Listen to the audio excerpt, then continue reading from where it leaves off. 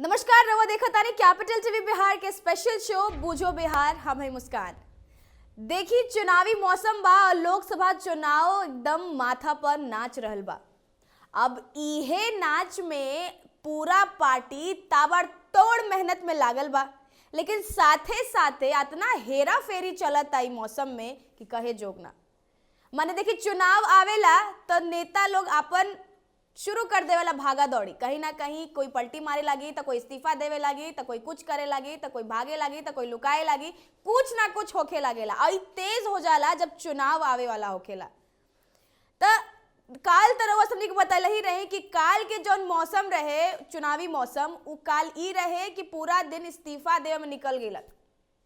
अपन बिहार के बात करल जाओ चाहे पड़ोसी के स्टेट के बात करल जाओ झारखंड के, ई पूरा दिन निकल गए इस्तीफा देवे में। लेकिन इस्तीफा देला के बाद भी ऐसा थोड़ी बा कि मुद्दा रुक जाई। मुद्दा तो अभी तक चुनाव माथा पर, अभी तक ताबड़तोड़ हेने होने कहीं ना कहीं सब कोई अपन जगह बनावते बा और जगह लगातार बनावे के कोशिश में लागल बा। तो देखिए एगो आऊ हेर फेर हो गई बा। माने एगो हेर फेर काल भइलक, एगो ना काल तक तीन गो हेर फेर भइलक, एगो हेर फेर आऊ भइल बा। के कैले बा बताओ तानी। देखिए चुनाव तो चलते बार, चुनाव में अपन अपन जगह बनावे के तैयारी में लागल बा लोग। ओही में पप्पू यादव के नाम तो सुनले हो खमजा, बड़ी प्रसिद्ध बाड़े हूँ। तो पप्पू यादव अब जाके राहुल गांधी के गला लगा ले बाड़े।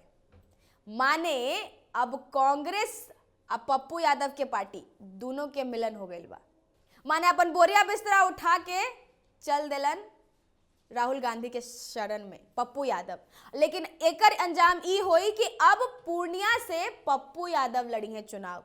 कहीं ना कहीं कोशिश करत रहन लगातार, लेकिन हमरा लगा था कि अकेले ठीक से ना चल पावत रहन, सफल ना हो पावत रहन। तो अब अपन रास्ता उ खोज ले और राहुल गांधी बहुत तहे दिल से वेलकम कैले बाड़े। तो अब ई मिलन के का परिणाम निकली वो तो चुनाव के बाद पता चली, लेकिन चुनाव लड़ी है पूर्णिया से ई कंफर्म हो गई बा। अब कहल जाता कि पप्पू यादव ई फैसला असही नइखन ले ले, कहीं ना कहीं भागीदारी बा उ लोग के। माने उ लालू यादव और तेजस्वी यादव से मिलला के बाद उनकर हो सकेला कि सजेशन मिलल होके आ उस सजेशन के बहुत प्यार से स्वीकार कर ले।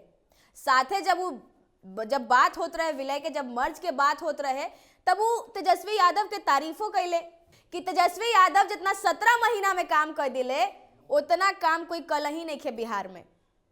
तब देखिए सजेशन करता बड़े लालू यादव और तेजस्वी यादव, तो कहीं ना कहीं अब बैलेंस चलता काम। अब ई चलता लालू यादव के दाव और लालू यादव अब बहुत एक्टिव हो गए बड़े और कोनो मजाक नइखन चाहत। तब कांग्रेस से खड़ा होता रहा और अब तक समय बताई कि अब ई चुनाव में पप्पू यादव के प्रदर्शन कैसन होखा था और का रिजल्ट लेके आवता ये वाला चुनाव। अने दूसरा तरफ चुनावी माहौल इतना गरम बा कि माने टिकट से ऊपर कुछ लौकते नहीं खे। हालांकि लौकबो ना करेला, काहे कि उहे बा भाई खाए पिए के जरिया, माने पावर उवर सब ओकरे से न मिली, तो ओकरा से ऊपर कैसे कोई कुछ देख पाई। इतना गरम बा कि ना खरमास देखल जाला ना पितृपक्ष देखल जाला और बस काम करल जाला। तो इन्हें देखिए एक नया बियाह भइल बा। केकर बियाह भइल बा, काहे भइल बा, चली बतावा तानी जा। तो देखिए लालू यादव अपन दाव फेंक देले बाड़े। माने अबरी उ कोनो चांस नहीं खन लेवल चाहत, कोनो मतलब कि गलती दिखावले नहीं खन चाहत। उ पूरा कमर कस लेले बड़ा, दाव पर दाव फेंक चलल जाता रे। काहे कि अब लल्लन सिंह से टक्कर करवाए पर लाग गए बाड़े और एकरे खातिर उ दाव फेंक देले। दाव ई फेंकले बाड़े कि अब उ बियाह करवा देले। माने उ ना करवैले, पंडित उ ना हवे, लेकिन कहीं ना कहीं भागीदारी बा उनकर, उहे एगो तरीका बा। त अनीता सिंह अशोक महतो बियाह कर लेले बड़न लोग। अब बियाह काहे भइल बा, ई बियाह माने हम ई ना कहम कि बियाह बहुत प्लानिंग से भइल बा, लेकिन बियाह चुनावी प्लानिंग से जरूर भइल बा। ई बियाह ना है, चुनावी प्लानिंग है, चुनावी स्ट्रैटेजी है। काहे कि ललन सिंह के खिलाफ उतारे के रहे, तो अब अनीता सिंह उतरियन ललन सिंह के खिलाफ। इहे बा लालू यादव के स्पेशल दाव। एगो कविता सिंह रही, रोशन जानते हो कम, बाहुबली अजय सिंह के पत्नी है। अब उहो बियाह कैले रही पितृपक्ष में, काहे कि उनका कहले रहन की तरह के एमपी के टिकट दे, बियाह करबू तो कहली हाँ बियाह कर ले, कह लेली, बियाह कर लेली। अब ओकरा बाद ऐसा नहीं थे कि ना कैली, उनकर चुनावी सफर शुरू हो गया। ठीक उहे दाव, उहे इतिहास दोबारा दोहरावल गइल बा इन्हें अनीता सिंह और अशोक महतो के तरफ से, काहे कि अब चुनाव लड़े के बाद टिकट चाहिए तो कुछ ना कुछ तो करे पड़ी नु भाई, और ई दोबारा अंजाम दे देवल गइल बा बियाह के।